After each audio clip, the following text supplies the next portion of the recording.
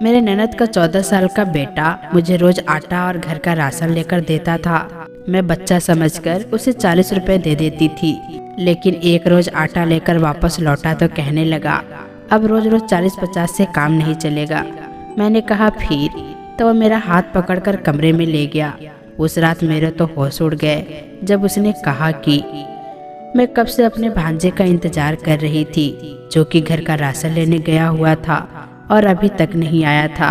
शाम होने वाली थी और मुझे बहुत जोरों की भूख भी लग रही थी और मैं सोच रही थी कि वो राशन लेकर आता तो मैं खाना बना देती। इसी इंतजार में 2 घंटे गुजर गए, लेकिन मेरा भांजा नहीं आया। फिर इंतजार करते करते शाम के वक्त वो आया और उसके हाथ में राशन का सामान था। उसे देखते ही मैं गुस्से से बोलना शुरू हो गई कि तुम्हें कब से भेजा हुआ है और तुम अब्बा हो, शर्म नहीं आती तुम्हें। मैं उसे डांट रही थी और वो चुपचाप खड़ा था। मुझे यही लगा था कि बाहर जाकर दोस्तों के साथ खेलने लग गया होगा और भूल गया होगा कि मामी ने राशन भी मंगवाई है। खैर, उसने मुझे राशन पकड़ाई और बाकी के 40 रुपए बचे थे। मैंने वो पैसे उसके हथेली पर रख दिए और कहा कि जाओ जाकर खेलो। उसने अपनी हथेली पर रखे 40 रुपए को देखा और फिर हथेली झटक दी और गुस्से से कहा कि अब मैं पैसे नहीं लूँगा। वो गर्दन अकड़ाकर खड़ा था। मैंने हैरत से उसे देखा। पहले तो वो 40-50 रुपए लेकर खुश हो जाता था और उछलता कूदता चला जाता था। अब उसे क्या हो गया था? मैंने उससे पूछा, 50 रुपए नहीं लेने तो कितने चाहिए? मेरी इस बात पर वो हल्का सा घबराया और फिर कहा कि मुझे आपसे जो चाहिए वो आप मुझे देंगी। उसका अंदाज इतना अजीब था कि मैं चौंक पड़ी और हैरत से उसे देखने लगी कि भला इस 13-14 साल के लड़के को मुझसे ऐसा क्या चाहिए था। बेशक वो कद में मुझसे लंबा हो चुका था, पर था तो बच्चा ही। मेरे ही हाथों में पला बढ़ा जवान हुआ था।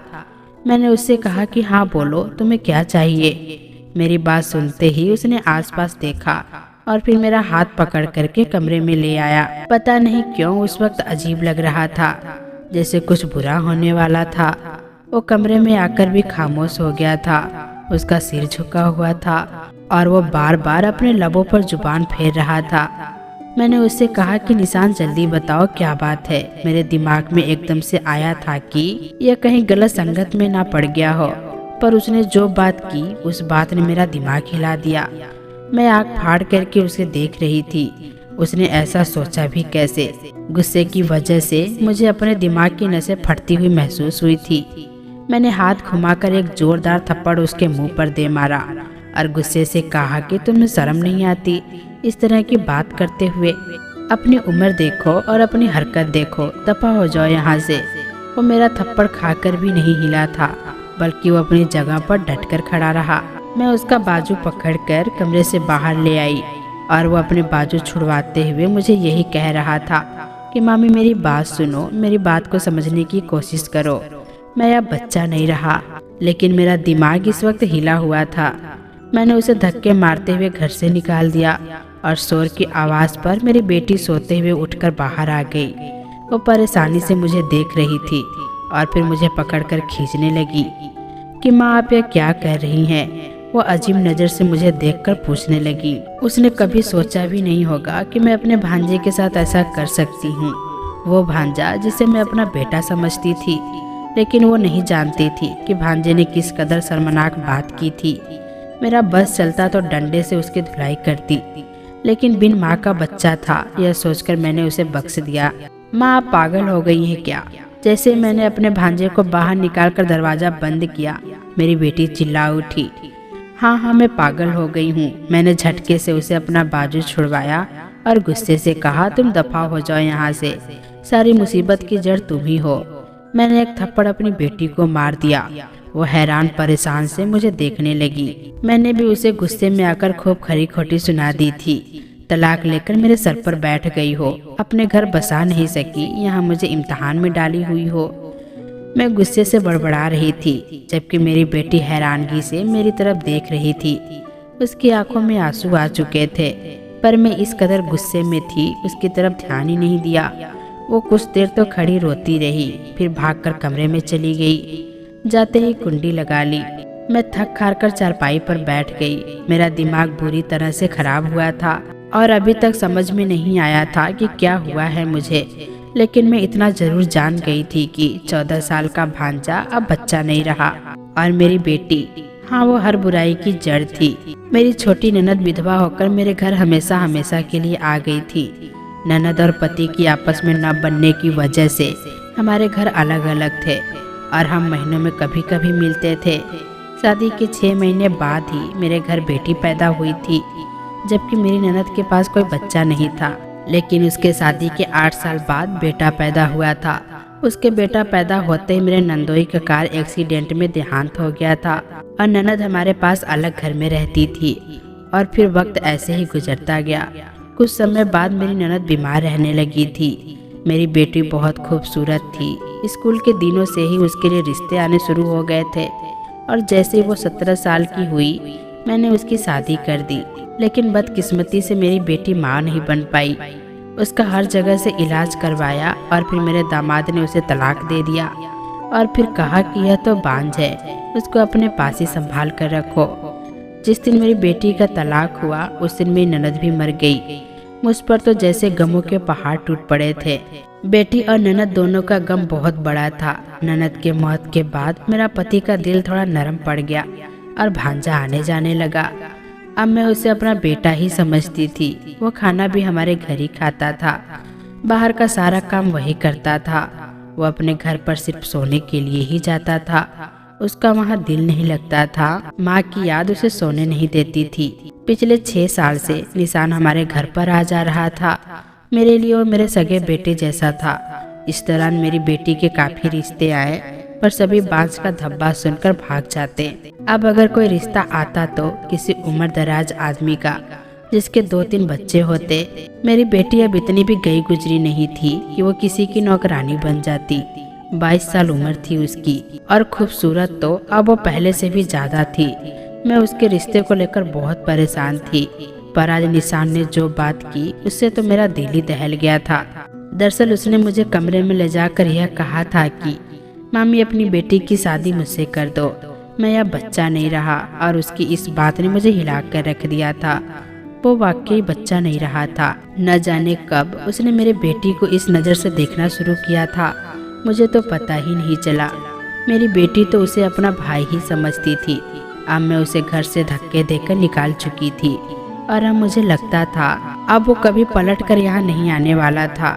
एक पल को सोचा कि खूब बैठ कर रोऊं और अगल बगल के लोगों को बताऊं, लेकिन उसमें भी मेरी बेटी का ही तमाशा बनता। उन लोगों ने कहना था कि तुम्हारी बेटी ने ही तुम्हारे भांजे पर डोरे डाले होंगे। अब मैं सोच में पड़ गई थी कि अब मैं क्या करूं और सर पकड़कर बैठ गई। पति भी आने वाले थे। इसी कसमकस में उठकर मैंने खाना बनाया। मेरी बेटी अभी तक नाराज थी। उसने दरवाज़ा नहीं खोला था। मुझे भी उस पर गुस्सा था। मैंने भी नहीं पुकारा। खैर पति आए तो मैंने उन्हें खाना दिया और आज जो भी हुआ उन्हें बता दिया, ताकि बाद में कोई ऐसी वैसी बात हो तो वो मुझ पर गुस्सा ना करे कि मैंने उन्हें कुछ बताया नहीं। वो खामोशी से मेरी बात सुन रहे थे और आखिरी में बोले कि लड़का तो अभी छोटा है, वरना तो सब ठीक ही था। मैं हैरानी से अपने पति की तरफ देखी और गुस्से से कहा कि आपका दिमाग तो खराब नहीं हो गया है? क्या आप भूल गए हैं आपके बहन की फितरत कैसी थी? मेरे पति ने भी जवाब दिया। उसे भी गुस्सा आया था। मैं खामोश हो गई। मैं जानती थी वो भी इतने ही परेशान हैं जितना कि मैं हूँ। अभी थोड़ी देर गुजरी थी जब अचानक दरवाजे पर जोर जोर से आवाज आनी शुरू हो गई। कोई पागलों की तरह दरवाजा पीट रहा था। मेरे पति ने जाकर दरवाजा खोला तो बाहर निशान खड़ा था। उसके चेहरे का रंग उड़ा हुआ था। चेहरा सफेद हो चुका था और उससे बोला भी नहीं जा रहा था। मेरे पति ने उसे देखते ही गुस्से से पूछा, क्या लेने आए हो तुम अब यहाँ? मुझे जब पता चला कि मेरा भांजा फिर से आ गया है, मैं पागलों की तरह दरवाजे की तरफ बढ़ी। तुम फिर आ गए। मैंने तुमसे कहा था ना कि आज से हमारा तुमसे कोई रिश्ता नहीं है। मैं गुस्से से कहकर दरवाजा बंद करने वाली ही थी जब उसने मेरी बेटी का नाम लिया। मामी, वो आपकी बेटी अनु ने खुदकुशी कर ली है, उसने अपने मोबाइल मेरे सामने करते हुए कहा और हमें धक्का देते हुए अंदर दाखिल हो गया। उसकी बात सुनकर मैं तो हैरान रह गई थी। अब वो जोर जोर से मेरी बेटी के कमरे का दरवाजा पीट रहा था। फिर कोई जवाब नहीं आ रहा था। उसकी हालत बहुत बुरी हो चुकी थी, जबकि मैं तो फटी फटी निगाहों से उसे देख रही थी। भला मेरी बेटी खुदकुशी क्यों करेगी। मेरे पति और भांजे ने मिलकर दरवाजा तोड़ दिया और अंदर मेरी बेटी मुड़ी तोड़ी सी पड़ी थी।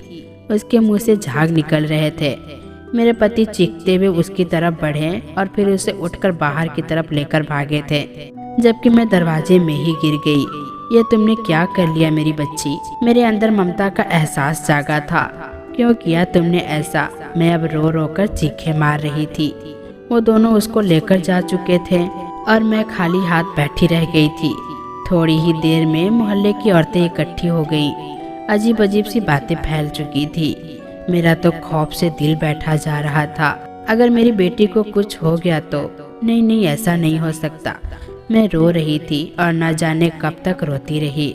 फिर उठी और ऊपर वाले से दुआ करने लगी। वो माँ नहीं बन पाई, भला उसमें उसकी क्या गलती थी। उसे उसके पति ने तलाक दे दिया था, उसमें भी उसकी कोई गलती नहीं थी। वो मेरी इकलौती बेटी थी, जान से ज्यादा प्यारी थी। लेकिन जब से उसे तलाक हुई थी, लोगों की बातें सुन सुनकर वो मुझे बोझ लगने लगी थी। मैं अब उससे हर वक्त खपा रहती थी, बिना वजह डांटती रहती थी। आज वो सब कुछ मुझे याद आ रहा था और मेरा दिल तड़प रहा था कि मेरी बच्ची को कुछ ना हो। कितनी पागल थी मैं। लोगों की बातें सुन सुनकर और लोग क्या कहेंगे यह सोच सोचकर अपनी ही बेटी को अजियत देती रही।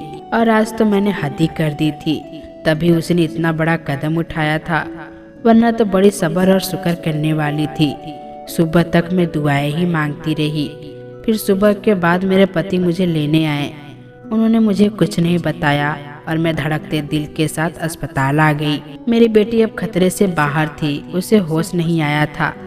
भांजा एक तरफ खामोश खड़ा था। हम सब दुआ कर रहे थे। फिर मुझे देखकर वो मेरे पास आ गया और कहने लगा कि मामी, जिस दिन मेरी माँ मरी थी, उन्होंने मुझसे कहा था कि मेरी आखिरी ख्वाहिश यही है कि तुम अनु से शादी कर लेना। और तब मैं हैरान रह गया था, क्योंकि मैं बहुत छोटा था। समझ भी नहीं आया कि उन्होंने ऐसा क्यों कहा। फिर जब बड़ा हुआ तो बाहर लोगों की अजीब गरीब बातें सुनी और अनु की हालत देखी तो एहसास हुआ कि माँ जाते जाते क्यों मुझे अपनी ख्वाहिश बताकर गई थी। बस इसीलिए मैंने आपसे अनु को मांगा था।